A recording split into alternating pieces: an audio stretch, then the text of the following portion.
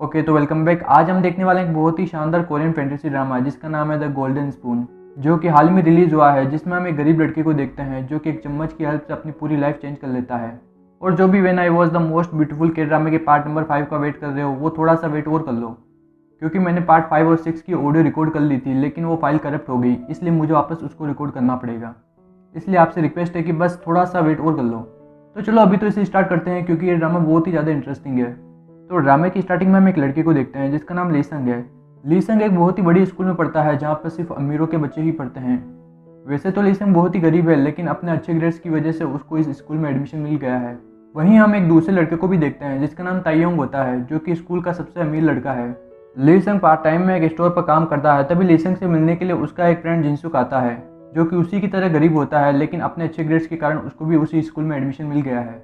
जिनसुक उसे अपने महंगे शूज़ दिखाता है, जिसको देखकर लीसुंग भी हैरान होता है। फिर जिनसुक वहाँ से चला जाता है। बाहर जिनसुक लीसुंग को ही देख रहा होता है, जो कि काफ़ी परेशान लग रहा होता है।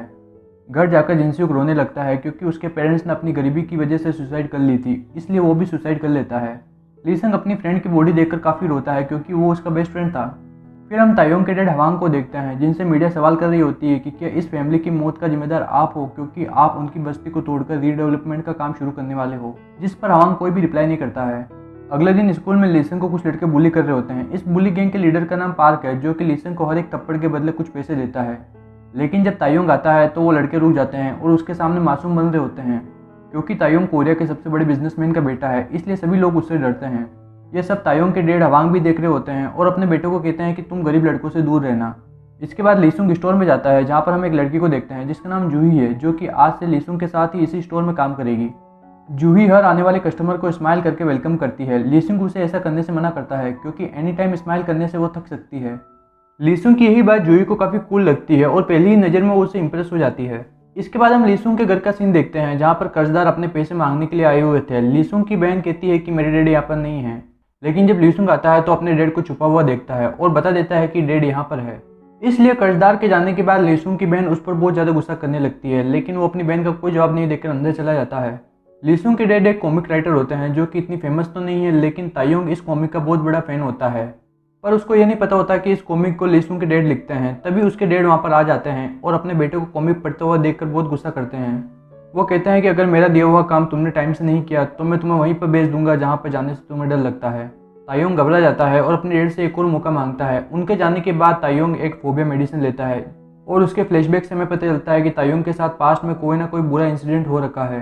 अगले दिन लीसंग को रास्ते में एक बूढ़ी औरत मिलती है, जो कि एंटीक सामान बेच रही होती है और वो अपने सामान को जादुई बताती है। लेकिन लीसुंग सोचता है कि ये फेंक रही है। तभी वो एक गोल्डन स्पून को उठाता है, जिसके बारे में वो बूढ़ी औरत कहती है कि ये भी मैजिकल है। अगर तुम इस चम्मच से किसी भी फ्रेंड के घर 3 बार खाना खा लेते हो तो तुम उसकी जगह ले सकते हो। लेकिन लीसुंग को उस पर कोई भी भरोसा नहीं होता है। फिर भी वो इस चम्मच को ले लेता है, क्योंकि वो चम्मच काफ़ी सस्ता दे रही थी। इसके बाद हम तायोंग के घर का सीन देखते हैं, जहाँ पर उसकी सौतेली मोम काफ़ी अच्छा पियानो बजाती है। क्योंकि वो बहुत फेमस होती है, इसलिए तायोंग के सभी फ्रेंड उनका ऑटोग्राफ लेते हैं। लेकिन तायोंग की शक्ल से हम देख सकते हैं कि वो अपनी मोम को बिल्कुल भी पसंद नहीं करता है।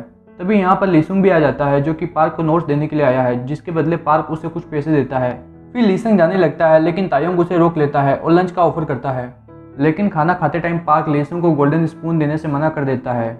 इसलिए लीसुंग अपना स्पून निकालकर खाना खाता है। तभी वो स्पून शाइन करने लगता है, जिसे देखकर लीसुंग सोचता है कि कहीं वो औरत सच तो नहीं बोल रही थी।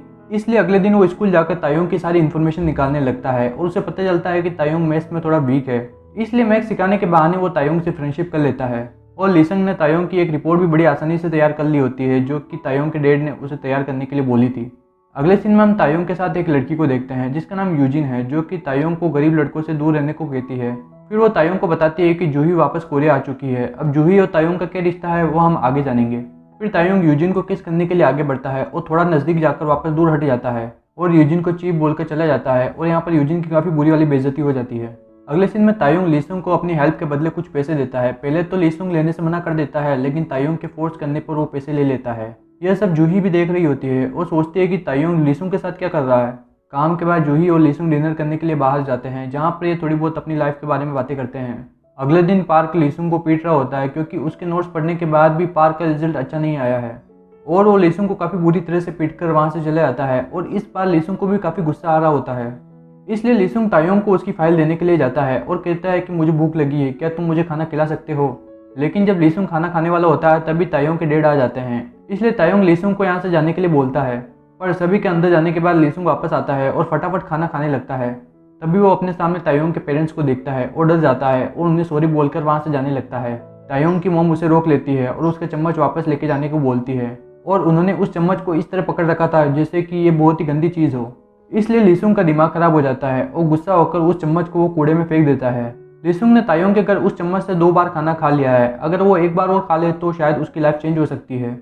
दूसरी तरफ तायोंग के डैड को पता चल जाता है कि ये रिपोर्ट लीसुंग ने बनाई है, इसलिए वो तायोंग पर बहुत ज़्यादा गुस्सा करते हैं। अगले दिन जूही भी उसी स्कूल में एडमिशन ले लेती है और क्लासमेट्स की बातों से पता चलता है कि जूही भी अमीर घर से है।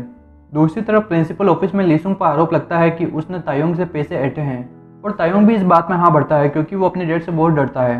अब सभी मिलकर फैसला करते हैं कि लीसुंग को स्कूल से निकाल दिया जाएगा। लीसुंग के डैड तायोंग के पैर पड़कर अपने बेटी की तरफ से माफ़ी मांगते हैं, लेकिन तायोंग कुछ भी नहीं बोलता है, इसलिए लीसुंग को बहुत गुस्सा आ रहा होता है। ये सब तमाशा जूही भी देख रही होती है। रात में लीसुंग तायोंग से मिलता है और कहता है कि तुमने ये सब कुछ क्यों किया, जिस पर तायोंग कहता है कि क्योंकि मुझे मज़ा आता है।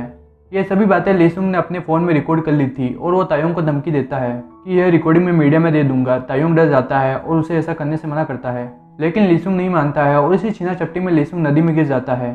तायोंग डरकर वहाँ से भाग जाता है। लीसुंग पानी में डूब रहा होता है, तभी उसको वही गोल्डन स्पून दिखाई देता है, जिसको देखकर लीसुंग किसी तरह से हिम्मत करके पानी से बाहर निकलता है और वापस उसी जगह जाकर चम्मच को ढूंढने लगता है। थोड़ी देर ढूंढने के बाद उसे चम्मच मिल जाता है, जिसको लेकर लीसुंग तायोंग के घर जबरदस्ती घुस जाता है और हवांग से कहता है कि सिर्फ मुझे आखिरी बार खाना खाने दो। थोड़ी देर सोचने के बाद हवांग भी मान जाता है और लीसुंग को खाना लाकर दिया जाता है। लीसुंग अपना चम्मच निकालता है और खाने लगता है। लीसुंग ने तायोंग के घर उस चम्मच से 3 बार खाना खा लिया है। अब क्या लीसुंग की किस्मत बदलती है, ये हम अगले एपिसोड में देखेंगे। आज के लिए इतना ही, मिलते हैं अगले एपिसोड में। Thank you.